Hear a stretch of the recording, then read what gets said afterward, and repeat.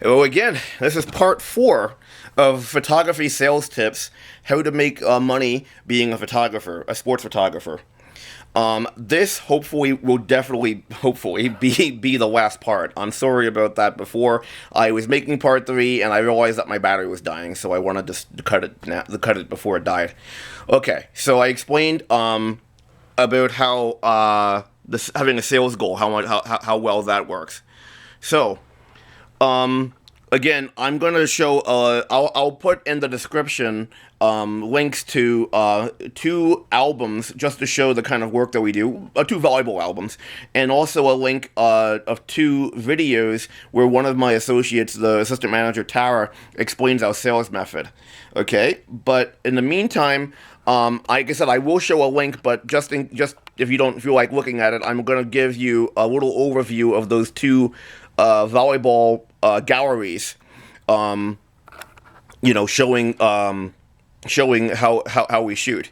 And I want to explain, like I said, about the photos being good enough. I think that they're good, but again, they're not Sports Illustrated quality, which they don't have to be. So let's go here and have a look. Hopefully this is shown on the screen. This is my associate Jeremy's. This was one of the last tournaments we did before COVID. It looks like there's a blue tint on the photos. I would tell you that's probably because I'm looking at a computer screen through the monitor. The color balance is correct, and the exposure is correct. But again, I don't know how well it's translating on the monitor. So I'm just gonna show these just to show like what we do, but I would strongly recommend you to go to the links that I mentioned, which I'm going to put in the description, where you can see these photos without, like not through a screen. Now, you can't download the photos or anything like that, because again, we sell on site. Our sales are already made, but I don't want people downloading my photos because, it's just not what I want. So anyway, but you can see not all of the photos are action. Oh, that's something else I should mention too. So not all the photos need to be action. Some of them, most of them should be. But if you can get photos of the kids when they're having fun or something of that nature, do so. Which also reminds me, be personable. Especially now, this is a club here that we've shot for a number of years, so they know us reasonably well. But still, you want to have a good rapport with the kids so that they're goofing around. Now, not to the point of during the game. I always tell them, hey, you know what? During these timeouts here, the coach only has 45 seconds to talk to you. Please act like I'm a fly on the wall and don't make faces at me. That's their time. So yes, by all means, don't distract the game. Never do that, because that makes the coaches mad. Then they get the tournament director involved, and they wouldn't like that. But after the game, you can especially, like here, you see, I'm on page 8 of this 730 photo gallery. After the game, or like when they're waiting for their medals, I think, we have the shots of the kids goofing around. The parents love that, and the thing is, it's funny because, like, you would think, well, the parents could take that themselves, but they love that, the camaraderie with their team, getting these semi-candid shots, and when they're looking at each other, joking around, or even non-candid shots when they're looking at you and smiling. They love that kind of stuff. And again, we sell on site. We sell them by the photo, but we offer a team package. And that's something that a lot of the teams, especially in clubs, that's what we really push. It's a lot cheaper overall than buying them individually. I'm not going to go into my prices, but I will tell you that, so they're getting 730 photos, and if they bought those individually, it would probably be for the price of 40, 50, So, and on top of that too, the parents can all pool their money for it, and then they all have a copy of it, So that's something that a lot of parents will do. And with the team package, yeah, you might say, okay, I'm not making as much money as if I did it the trickle down way of selling them individually. But make sure the team package is enough that that it's worth your while, and that's guaranteed money, and it's also guaranteed. It's that you have a rapport with the kids and the parents, because, like I said, this is club volleyball. They might hire you for their high school volleyball that next season, which actually a couple kids in this particular club were gonna do, but it's that they didn't because of COVID. They didn't have the full season, or we couldn't go into their state.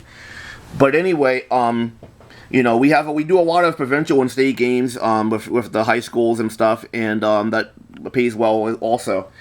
But going back, like I said, those were Jeremy's photos, one of my employees. These are my photos of a different club. We try to get the coin toss, the handshake with the captains. And again, all of this, this is pre-COVID, so they're not doing the handshakes and everything, but all of this, these are all shots that are good sellers for us. The pre-game hand slap, the pre-game huddle. Oh, we don't have a pre-game huddle here, but we try to get that. Good action shots. This might have been a 2-shot burst mode. Maybe a 3-shot, as I see here. Her, and then her, and then her. It might have been a 3-shot burst, or I might have clicked it 3 times. I don't remember off the top of my head. But like I said, don't go crazy with the burst modes. And 2, another thing which I would say is probably something to know. You need to know your sport. I've done volleyball for quite some time now, so I do know the game fairly well. I don't know football, as an example. So I've shot a couple football games for a high school that hired me, and it was a bit of a challenge because I didn't know the game. Volleyball, I know the game. It's hard. I hear it that it's hard. It's one of the hardest games to shoot. I've done it for so long that it's kind of second nature. But if you want to get shots, things like the serve and the set, that's easy to get, because serving, you're just aiming at a certain girl at a certain location. The setter is usually the second person to touch the ball. The dig and the spike are harder, but if you're familiar with the game, you can kind of follow it and get your shots.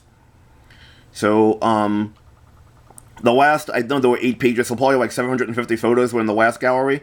That was Jeremy's. This is one of mine. Let's see how many photos are here.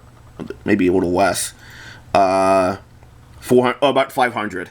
So again, what I also do is I don't tell them, hey, you'll definitely get 500 shots, we'll definitely get 700 shots, and I try not to tell them even how many shots were taken of each team. And the thing about that too is that with the volleyball tournaments, I should explain how it works. The teams, they will have their standard games, and then they'll go into the playoffs, but the top tier teams go into the playoffs. So if they're going into the playoffs, you'll have more opportunities to shoot them than if they didn't make it to the playoffs. So you might have fewer shots, even by a couple hundred. There might be that much of a difference, as you can see, between different clubs. But honestly, it's still a good deal. They're getting hundreds of shots for the price of 50. Even if we took 400 shots, or 300, even 200 shots, that would be well more than enough. And we definitely take more than 200 shots at an event, unless it's,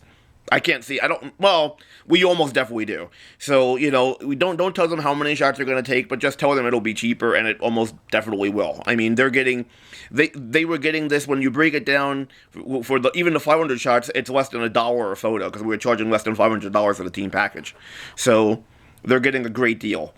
Okay, hopefully that explains some of the things that we do, and my particular take on how you can maximize your sales being a sports photographer. Like I said before, these are just my opinions. Well, this works for me, but I can't say it's going to work for anyone else. So it is what it is. I thank you too for listening, and I know this actually went on quite a bit longer than I expected. So hopefully you stayed for all 4 videos. I will ask you to please leave comments. I will try to answer them. I will also ask you, please do not use any kind of profanity in the comments. I will delete them, and I won't answer them. So thank you very much for that, and have a nice day. Take care.